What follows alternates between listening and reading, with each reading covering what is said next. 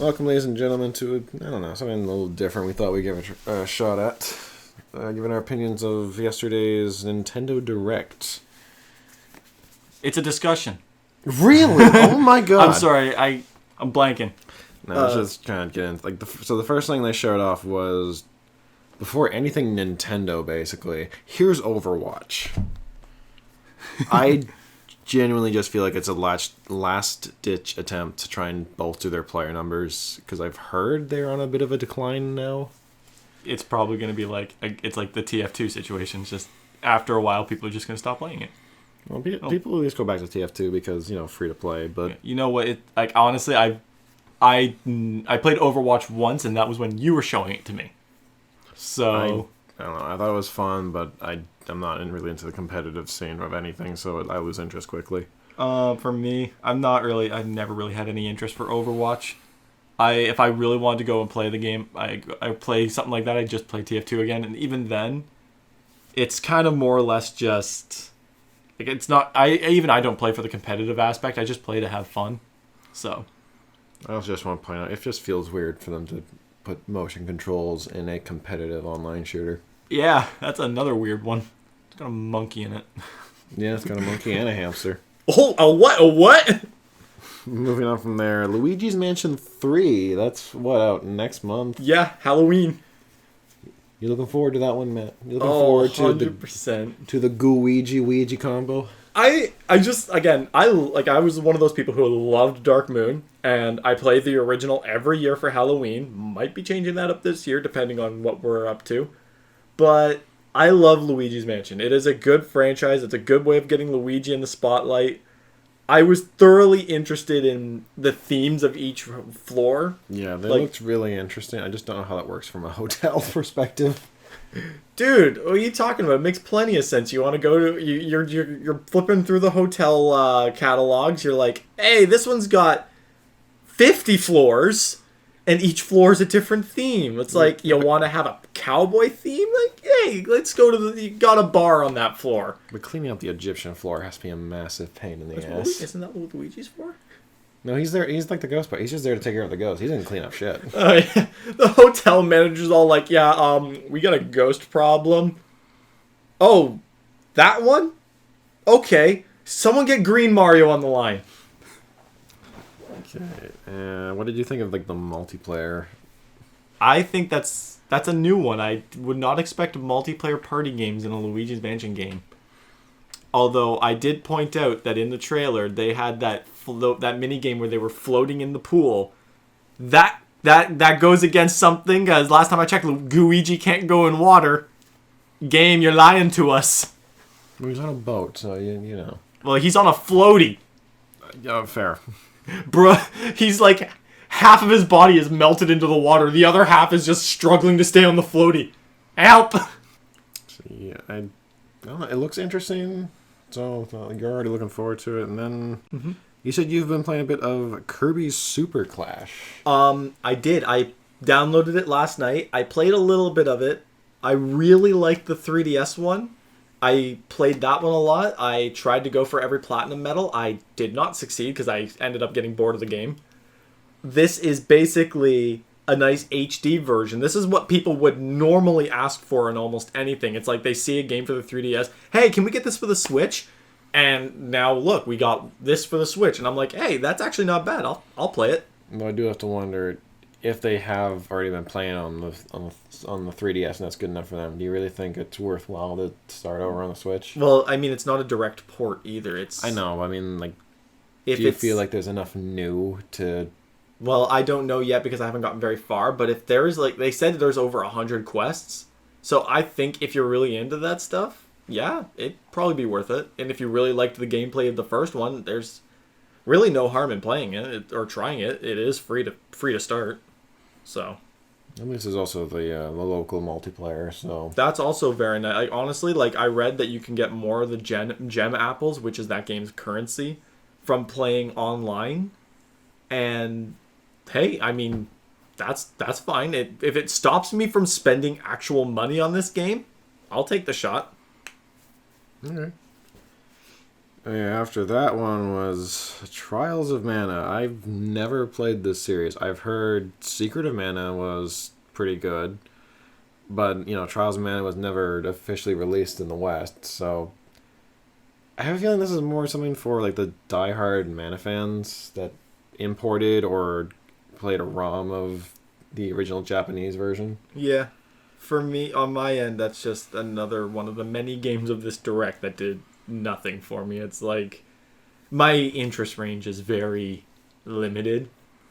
It's like if unless I'm familiar with it right off the bat, or it literally is enough to capture my interest, I'm not gonna. Yeah, I'm probably not gonna get it myself. It just good for the people who liked it. Yeah, absolutely. Let's see. Me, not a lot catches my interest. Nintendo Direct. Here's a game where you play as a goose and harass people. Me, I'll buy it. Okay, and just like that one is The Return of Obra Dinn. I don't know. I've heard good things about it. I think it's been released on other platforms already, at least on PC. You were saying you didn't really like the art style. I thought it was pretty cool. I didn't say strictly black and white. No, I didn't say I disliked it. I said it kind of looks like a three-dimensional Game Boy game. No, you're saying like the shading was like the shading looked weird. That's all I'm gonna say. I want to say they're going for like a black and white 3D comic book aesthetic, but I could be wrong. Maybe. I don't know. I thought it looked alright, but I'm not really into like those kind of puzzle games. It just looks like a walking simulator puzzle game. Mm-hmm. Oh, well, more power to people who enjoy those kind of games, of course. Oh boy, we're getting into another chatty one. Little Town Hero. Ah, there's the one we were gonna. We've already been discussing this one a little bit. Yeah. My one positive to start off with is that the art style looks like almost like a. I don't want to say knockoff, but it looks very much like Miyazaki's art style. I don't know if you would have known it. He's like the guy that did like My Neighbor Totoro and. I know Ponyo's another one. Princess Mononoke is another one.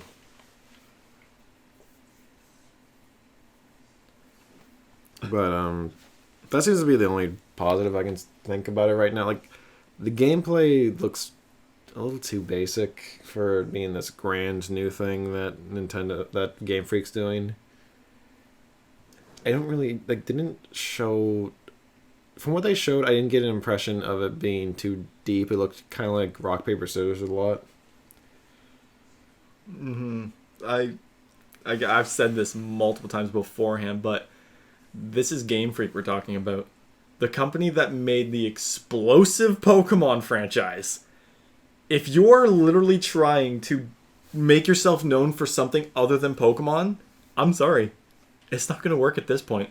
Not after 8 generations of one of the most popular and most iconic video game franchises to date. Oh, and successful. If this is where Game Freak's A-team is, I'm sorry, that's kind of a problem. Like, I'm not saying that the game doesn't deserve a great team behind it. I'm saying that you shouldn't develop these games at the same time. You shouldn't be developing another game that's going to already be competing with your AAA top title of the year, Pokemon Sword and Shield. And this game comes out a month before Sword and Shield. My other thing with it is they're known for Pokemon. That's turn-based RPG series, and it looks like they're going for like some sort of like RPG tower defense game, which just kind of throws me off. Like, if it comes out and it's enjoyable, it's definitely more power to those. It just doesn't. It doesn't catch me. It doesn't really grip me from here. Then there's the Smash information. You played with Banjo. How's he feel? Okay, so Banjo is, for me, he's a lot of fun so far. He's got really fast attack speed, I've noticed. I was saying to Ryan earlier, like, Banjo can put someone into a down throw, which buries them for a little while. And then if they're at a high enough damage, you can hit a side smash before they even get out of the ground. Like, I've noticed, like, okay, at a low percentage, the opponent can be buried for, like, literally less than a split second. And even then, Banjo's only missing by a little bit. Like, he is fast. I realized like his his jumping abilities are probably less so. Like he's got 2 extra jumps on top of, like he's got a jump, a double jump, and then a third jump. But his second and third jumps do not offer a lot. His recovery is enough, like, so if you make it close to the stage but you just miss the ledge, your recovery will save you easily. Okay. Other than that, like, Spanja, all the little callbacks, like the music, I love the music so far. And, like, all the little details are just really great. I love Banjo. He's probably my second favorite Ultimate newcomer, so, yeah, easy stuff. And then there was the reveal of the next character. I know you weren't really interested in the teaser. I thought it was really funny doing all the different SNK characters trying to reach out for the invitation and just completely failing. Perhaps the reason why is because I know nothing about Fatal Fury. I honestly actually expected you to more know about it than I would, so... No, I didn't really grow up with it. I know Fatal Fury is like another one of like the old school fighting games. It's still going on, I think, in King of Fighters now. Mm-hmm. I don't know if my buddy Kashan watches, he'll correct me, I'm sure. But Terry Bogard that threw me for a loop, honestly. I was not expecting that. I honestly, like, this is actually one of those examples where I actually can't wait for this character so I can get a feel for what he's like. Like, I feel like he is going to be like this version of Ryu from the last game, because Ryu was an iconic character from like the grandfather of fighting games. Fatal Fury, you were saying, it's kind of like being in the same boat as Street Fighter. It was like Street Fighter's main competitor, and it's been going on this long, so... So, like, I think this is like one of those cases where I'd be like, hey, Terry versus Ryu, let's go. Yeah, I wouldn't mind trying him out. This is the only place that's going to be possible now. Just the last thing I want to say for the Smash stuff is I was kind of disappointed after they announced that there was more DLC characters in development. Why, if that's the case, why not just tell us who the final character in the Fighter Pass is? Like, yeah. Also, it's not like we know who the 5th person is. Like, oh, no more at this point. No, there's still more surprises to come. Like, now you got more surprises. You may as well stop holding out on the initial 5. You may as well just tell us. Also, more DLC characters. Can Sakurai get a break? The entire dev team got a break, honestly. Yeah, really. Like, poor guys, like, okay, finish the DLC if you want. Or, like, heck, finish the base DLC and take a vacation. Like, I was thinking to myself earlier, I would send a invitation to a cruise ship to Sakurai if I could. You'd probably turn it down and say, no, I have work to do. Poor man. I just, like, and all the hints he drops. It seems like the finish line to this game is getting farther away. Bruh. Why? You're making me feel bad. And I'm buying your shit. Well, you're buying Nintendo shit. Yeah, whatever, same deal. And then there was Link's Awakening HD. It looked kind of cute. I've never played Link's Awakening. I think it was available on 3DS and the Wii U at one point with the Virtual Console, but I don't know. Looks kind of interesting. Probably a good way for people who've never played it to get into it if they didn't want to. If they don't have a 3DS or a Wii U anyway, because it's probably going to be cheaper there. I mean, we're currently in the middle of a Legend of Zelda Ocarina of Time playthrough. I'm going to give my personal thoughts on this. I'm going to stay far away from a Zelda game for a while. Like, Ocarina of Time has actually a bit closer to Link Between Worlds, rather. Okay, well, personally speaking, I'm not saying Zelda games are bad in general. I'm not saying I dislike any of my playthroughs so far. They're just not your kind of game. They're just not my kind of game. After that's just Dragon Quest XI. I mean, if you've never played a Dragon Quest game and you only own Nintendo consoles, go for it. But I mean, if you're one of the few people that does have multiple consoles, I don't really see a reason to get it on the Switch over the PS4 or Xbox One. I don't know if it's on Xbox. But I mean, I guess it's cool they added like that like 8-bit kind of style to it, which was cool. But the game was designed with the 3D stuff in mind.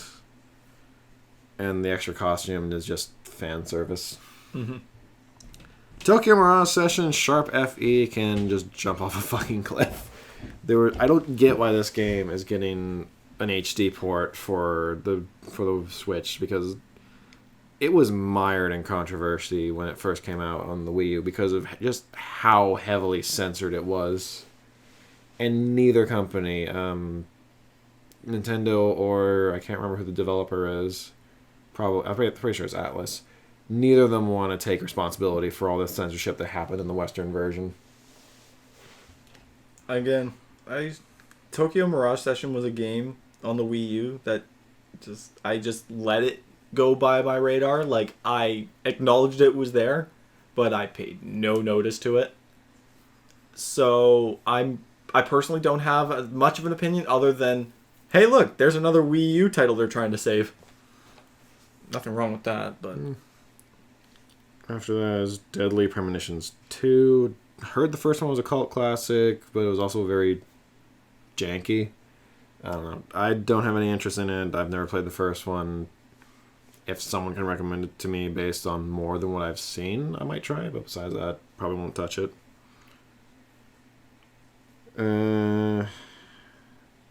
Divinity Original Sin 2. I think that was the title. It was Divinity 2 Original Sin. I don't know. It did look like a really cool RPG, but I don't know. Did the UI look a little too intimidating to you? Which one is this? Divinity, the kind of like 4-player top-down isometric RPG. I didn't really pay attention to that one. Yeah, for me, it looked really cool, but there was like information, like sidebars on both sides, a bottom bar, some information on the top. Like, looked confusing. Yeah, I know people have played it before, and good on them. Like, please, if that is a good game, I wouldn't mind trying it. But at the same time, maybe not. Doom 64, I just do not understand. Because I could have sworn Doom 1 and 2, which are also those retro-style shooters, are already available for purchase on the Switch. I haven't confirmed this just yet, but I am pretty damn sure they're both available. So, unless there's a massive difference between Doom 1 and Doom 64, I don't see the point. That was an N64 game?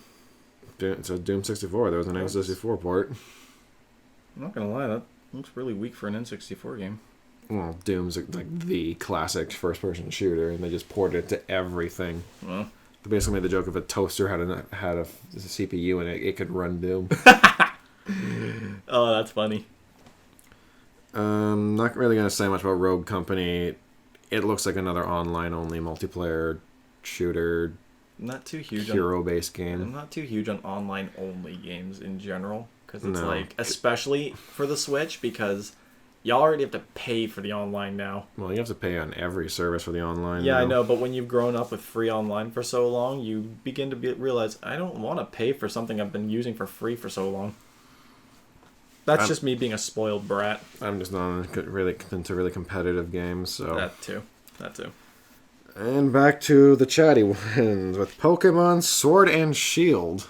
Oh boy, okay, let's just start from the top. And the character customization that was added, outerwear, coats and jackets, like, so... Hair previews. Yeah, that's probably the biggest thing they added. Finally being able to see the hair before you spend 1,000 Pokédollars. Just to get a haircut you don't like. Like, again, I was saying this earlier. When I play X and Y, I want to know what color my hair is and what it's going to look like before I pay my money. Like, so I don't end up looking like a fool and spending more money. Again, I also say a lot. Customization was one of the best things they added in X and Y. Personally, I love customizing my trainer. Like, X and Y, I loved the style, but Sun and Moon, I loved the models. After that, Pokemon Camp. That was just the replacement. It's just the replacement for Pokemon and Me and Pokemon Refresh. Yeah. 7. It looks fun interacting with more than one Pokemon at a time, but I'd say it's not really a new feature. I mean, it's not really... Like, again, yeah, both of those were not really new features. They're just rehashed features. Tyranitar playing with the Poketoy, though. just this beast of a Godzilla Pokemon. Can I play with that? Although I will say, I don't get what the curry was about. Like, does it give bonuses? Do you make money off of it? I It's have like, absolutely no idea what the point of making curry is for Pokemon, other than Breath of the Wild inspiration. well, it's either I was gonna say it's just Breath of the Wild and maybe Kingdom Hearts 3 because they had a cooking mini game in there too. It was like Again, food. I think the weird thing is that we are now 2 months away from this game's release, and they're still being very stingy with their information. It's like they're showing new stuff off, but they're not very descriptive about what it does. Like, the Dynamax thing they described a lot, sure. That's about all they've described. They have shown off a handful of Pokemon, 2 Galarian forms. They haven't even touched on the starter evolutions yet. And even this Pokecamp and this food mechanic, it's like, what does it do, though?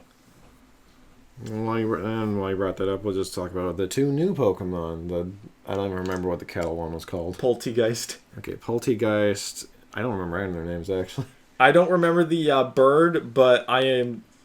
Let's start this slow. Let's start with Poltegeist.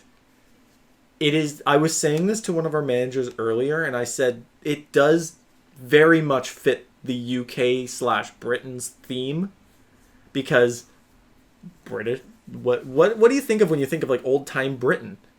Tea time. Oh shit! My teapot's possessed by a ghost. Well, shit.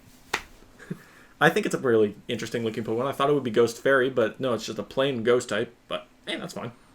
And the other one? He lodges a fish that he gets stuck in his throat.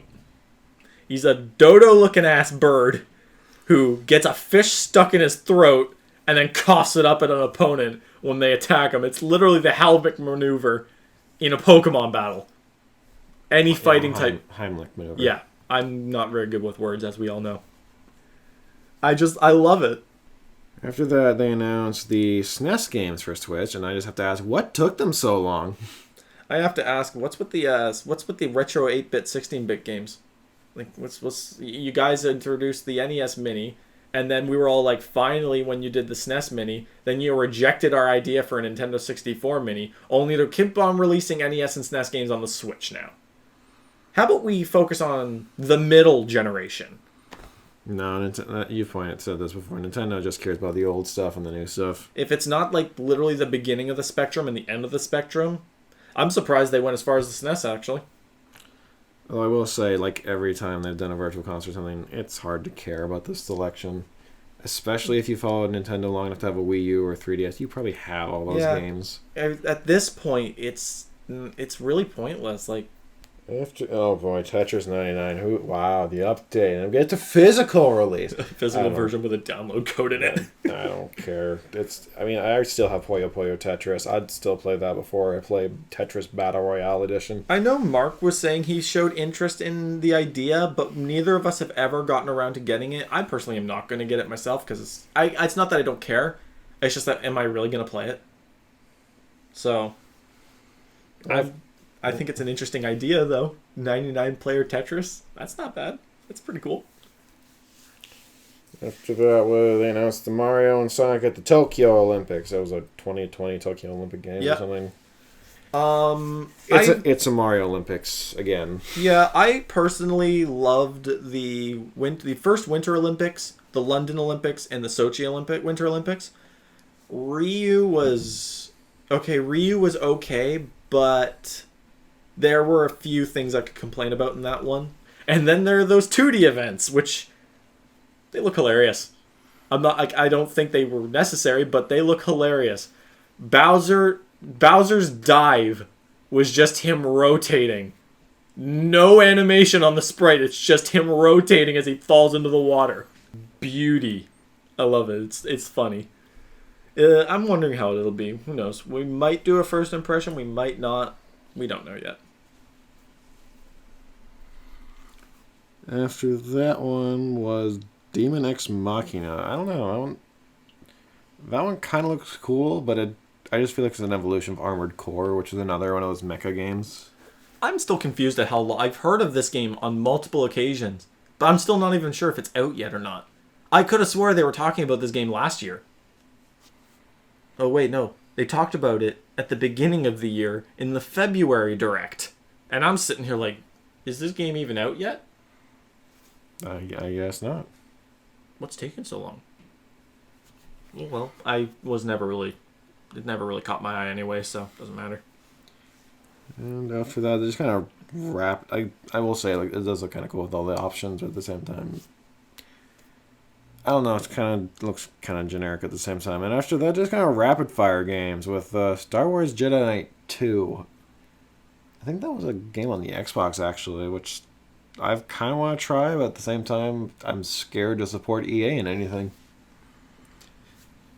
Then they had Witcher 3 Complete Edition. That one's more just if you only have a Switch, because that game's been out for a long time on PS4 and Xbox One. Assassin's Creed, I haven't catch the end of that one. It was a trilogy of like the games after Ezio's games. So like the 5th, 6th, and 7th, I want to say. I don't know. I stopped following Assassin's Creed after Brotherhood, honestly. I've never followed them. Dauntless, I've heard about. It seems it's just like an indie Monster Hunter game. I've heard good things, but I've also played and given up on Monster Hunter, so I'm probably not going to get that one. Just Dance 2020, because Ubisoft just has to keep that train going. I played Just Dance once, and I didn't even want to. Then there was Grid Autosport. I don't know why you're releasing a realistic racer on the Switch. And then from racing to Farming Simulator 20. Of course, because as an urban city folk, I definitely want to simulate farming. Ni no Kuni Wrath of the White Witch. I have that one on PS3, actually. It's an older game at this point. Never heard of it. NBA 2K20. What gambling introduced to the Switch. That's the biggest story about that game right now, and it's not going to change with the Switch release. Then there was Call of Cthulhu. I didn't even see what the fuck that was about. The Outer Worlds looked interesting. That's like a Fallout game made by the original Fallout developers. So it's Fallout? Yes, but not technically Fallout. So okay. DMC2 is just wow. Here's a PS2 game on your Switch finally. Vampire, it's one of those interactive story games. Okay, only 2 more points to go on, and there's Animal Crossing New Horizons, back with Nintendo doing Nintendo things. Don't you mean Tom Nook's Slave Island? That's just a joke. I've never been an Animal Crossing person. I've never played an Animal Crossing game. The most Animal Crossing exposure I have is Villager and Isabelle and Smash. Other than that, I think I spent most of the Animal Crossing trailer just making jokes about the entire thing. Like, they showcased the villager selling weeds. That's drug dealing, guys. You're gonna have to slap a T on your game there. I just feel like this whole island thing is just an excuse to introduce crafting at this point. It's Legend. It's Legend of Animal Crossing: Breath of Minecraft. I called it. Although as someone's only played one Animal Crossing game, I think it's interesting that they allow you to customize the look of things outside of your house. Yeah.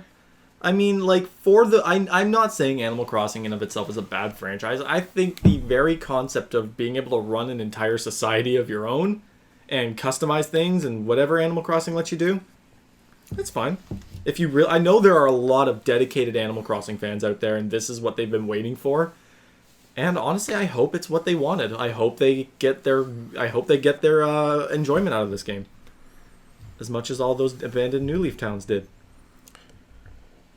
Jesus Christ. That's my one issue with Animal Crossing, and that's if you don't log in the next day, they will call you out for it. Where have you been? Although I will say, I didn't notice what was going on with the apple in the top left corner. I'm kind of concerned if that's like a hunger system. Because all I know is we saw them eating an apple, and I'm just very confused if they're going to try and introduce a survival mechanic into an Animal Crossing game. You're in a deserted island, man. You got to survive somehow. Priorities in Animal Crossing on a deserted island. First, build society. Second, survive. Priorities. And the last thing on this lengthy 40-minute direct was Xenoblade Chronicles Definitive Edition. I'm just gonna say I get it that it's got the higher quality graphics, but if you have a new 3DS, which I think a lot of people adopted to before the 3DS was classified as dead.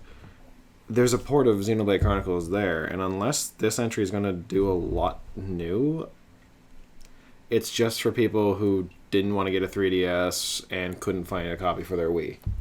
Personally speaking, if you want to ask me this, I think that if you're going to announce a definitive edition, at least show what makes it definitive. I personally heard shortly after the direct, I saw some videos, and one of them apparently said that cut content from Xenoblade was going to be in this game. And if that's really the case, then, well, yeah, that is kind of something that would make it definitive because it's offering something that the original didn't. However, all I really got out of this was that this game looks really nice compared to the Wii. So, sure, go for it. I mean, I don't see anything wrong with the idea. I don't know. I didn't think it was all that great. I'm not really a giant Nintendo fan, but I'm not if people are excited for these games, all more power to them. But nothing really grabbed me other than stuff I already knew was there. Yeah. As for me, I'm obviously a heavy Nintendo fan, but for me, a lot of the direct, again, it was just the big points that caught my interest. It was all the smaller things in between did not catch me as much because, again, limited interest range. Third parties as a whole do not catch my interest very well. Outside of a few exceptions, obviously like Sonic, Crash kind of catches my interest. So if it's just not within there, it's just I kind of don't care that much. But it was an okay direct. I'm not going to say it was bad. It was okay. It satisfied me. Well, let us know what your opinion of the direct is. If you want in the comments below. If you want to see more videos like this, let us know because we don't know otherwise. We like to deliver content, guys. You guys got to help us out here. We might do more I wouldn't mind doing more like this. Do the YouTube thing. Like, share, subscribe, comment. Show your friends. Sure. Show your grandma. Wait, no, not grandma. Probably not grandma. Grandma wouldn't approve of the language. And we will see you guys in our next video.